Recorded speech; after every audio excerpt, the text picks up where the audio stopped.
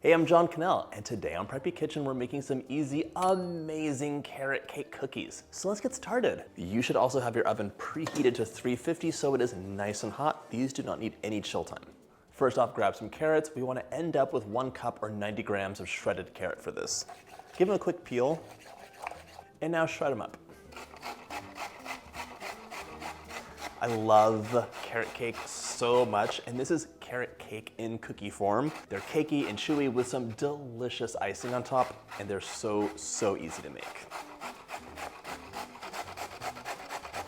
You be careful, this is the most dangerous tool in the kitchen, except for a mandolin, which I refuse to have because I'm so scared of cutting myself with them. It's like one of my fears. All right, let's see. 90 grams exactly, so that was 1 giant carrot, or 2 small ones. Set your carrot aside, and now we're gonna grab a medium bowl and get our dry ingredients together. Into a medium bowl, I'm adding 2 1/4 cups or 270 grams of all-purpose flour, and of course, using a scale is your best option here. You want your cookies to be soft, cakey, perfect, not gummy, dense, bready, the works. So having the right amount of flour is important. To puff things up, I'm adding a teaspoon of baking soda. 3/4 of a teaspoon of salt will give us a nice contrast, and as usual, I'm using a sea salt for this. It's a little bit milder than the iodized table salt that you might have in your pantry. Carrot cake and carrot cake cookies are all about those lovely warming spices that you add to complement the carrot and the cream cheese frosting. So 2 teaspoons of cinnamon is a must. 1 and 2. 1/2 teaspoon of ground ginger. Grab a rasp. And now we're going to grate a 1/4 teaspoon of nutmeg. You could use powdered nutmeg if you want, and if you'd like, you can add other spices that you enjoy. If it were just for me, I would add maybe a 1/4 teaspoon of cardamom and a 1/4 teaspoon of allspice as well, 2 of my favorites. Our scale's done, so set that aside and grab a whisk. And just whisk, whisk, whisk until it's all nice and combined. And by the way, if you like my videos, go ahead and hit that subscribe button. There's 2 new recipes every single week and shorts as well. Set that aside, and now we're gonna grab your stand mixer fitted with a paddle attachment or a big bowl if you're using a hand mixer. Into the bowl of our stand mixer, I'm adding 1 cup or 226 grams of room temperature unsalted butter. If you only have salted butter on hand, that's fine. I would just use 1/4 teaspoon of salt instead of 3/4. Unless you love salty things. And just in case you're making this in the winter and room temperature for you is rock hard butter on the counter, go ahead and make sure your butter is softened. So I can press with my finger and it leaves an indent. The butter will bend. If your butter is not doing this after it's been left on the counter, just microwave it in 10-second bursts at half power. These cookies are gonna be soft and sweet because we're adding sugar, of course. So 1/2 cup or 100 grams of granulated sugar, just like that. And 1 cup or 220 grams of light brown sugar. If you're wondering, why don't we just use light brown sugar and skip the white sugar? It's because this has a bit too much moisture in it and it'll cause the cookies to spread. So whenever a recipe has been developed for cookies, it usually has a combination of white sugar to give you some structure and brown sugar to give you that extra caramel deliciousness. Just make sure it's packed in. Or use a scale. Plop it in. If you see any large rocks, you can go ahead and break those up with your fingers. Today's video is brought to you by Blueland. As you can imagine, I spend basically the entire day in the kitchen, and I am constantly washing my hands, washing dishes, and I love this soap because Blueland products are effective, affordable, and sourced with ingredients without parabens, VOCs, and a lot of the things I just don't want in my kitchen. When you get the hand washing starter set, you get a lovely forever bottle. It's made of glass, and tablets that are packaged in recyclable, compostable packaging. You just fill the glass to the line with warm water, drop your tablet in. Once it dissolves, screw the top on, and then you have the perfect foaming hand soap. I'm constantly washing my hands because the best recipes are made with clean hands.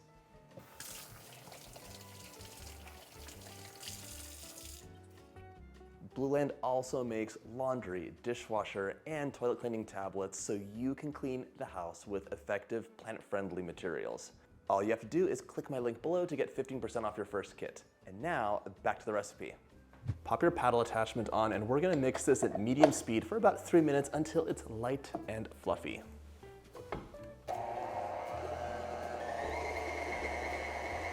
While this mixes up, I'm gonna finish my prep and add my optional pecans in. It's half a cup or 80 grams.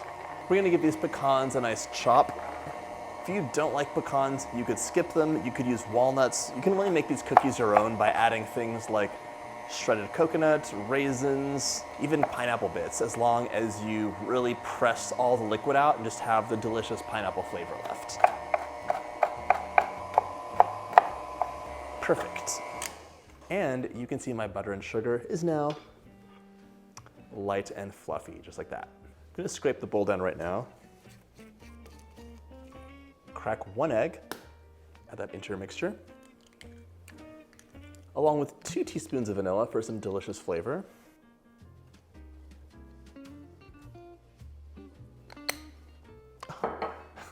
How did that spill? Nobody saw this. This did not happen. Mix this up on medium until it's just combined.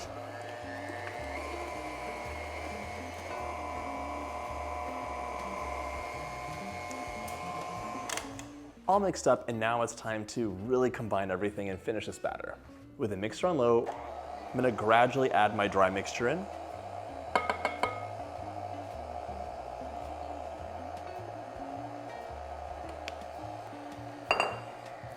Mix this on low until almost combined, so I still want to see some flour hanging out here and there. It's a shaggy mixture right now, so it might look a little bit dry to you, but we're gonna add all these carrots in, and that has so much moisture. Add your shredded carrots, 1 cup or 80 grams of rolled oats, along with my half cup of pecans. This is not a good day for having the counter unblemished. Scrape the bowl down 1 time. Now we're gonna mix this on low until it's just combined. 1, 2, 3, 4. That's it. You do not want to overmix your cookie dough. They'll go from being cakey to dense and gummy. My batter is ready. It does not need any chill time, so grab 2 rimmed baking sheets and line them with parchment paper. We're gonna scoop out 1½ tablespoon sized portions of dough and plop those onto our rimmed baking sheets 2 inches apart so they have room to spread and for some air to circulate too.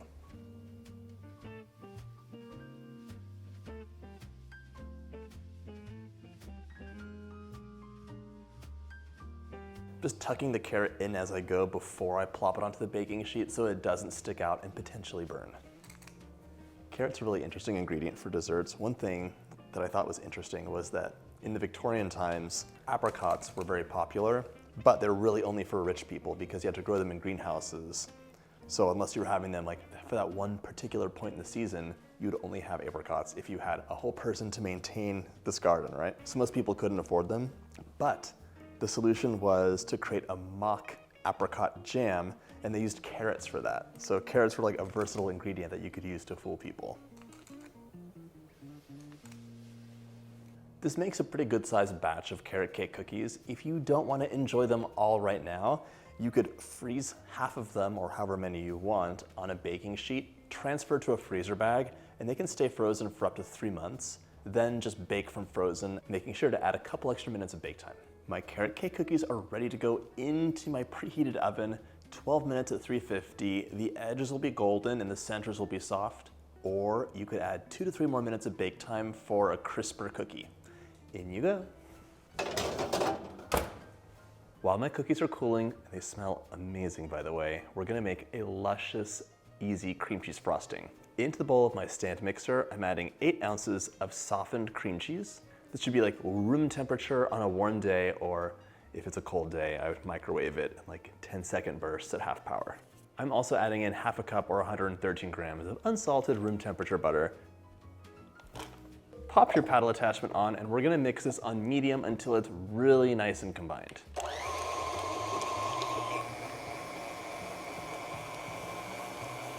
Once everything is nice, creamy, smooth, and well combined, about a minute of mixing, we can turn it off and add the rest of our ingredients in. To sweeten things up, we're gonna add 2 cups or 220 grams of powdered sugar. But we're gonna add it in gradually while we mix on low. So a little bit to start. And now mixing on low, add the rest in. Slowly, you have time. These cookies, by the way, are delicious plain. You do not have to make the frosting, but whenever someone hears carrot cake, you're clearly thinking delicious carrot, warming spices, maybe pecans, with a cream cheese frosting. So it's not a must, but it's really good. It's a very fast gradual. And for some lovely flavor, I'm adding a teaspoon of vanilla extract. Let's scrape the bowl down. We're gonna mix this on lowish for about a minute until it's really nice and smooth.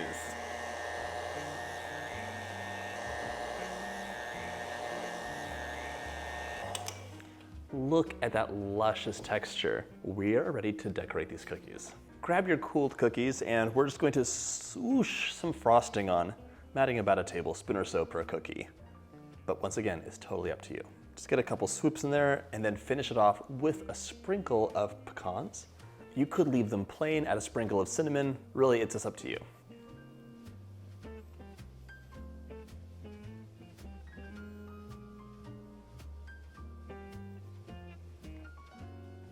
Once frosted, these cookies have to be refrigerated because of all the dairy in the delicious, luscious cream cheese frosting. They'll last for up to 5 days stored in an airtight container. And just like that, your delicious carrot cake cookies are ready to enjoy. That is a very good cookie. So soft and chewy, but crunchy with those nuts, and the luscious frosting on top is just divine. I hope you get a chance to make these delicious cookies, and if you like my videos, hit that subscribe button and check out my cookie playlist.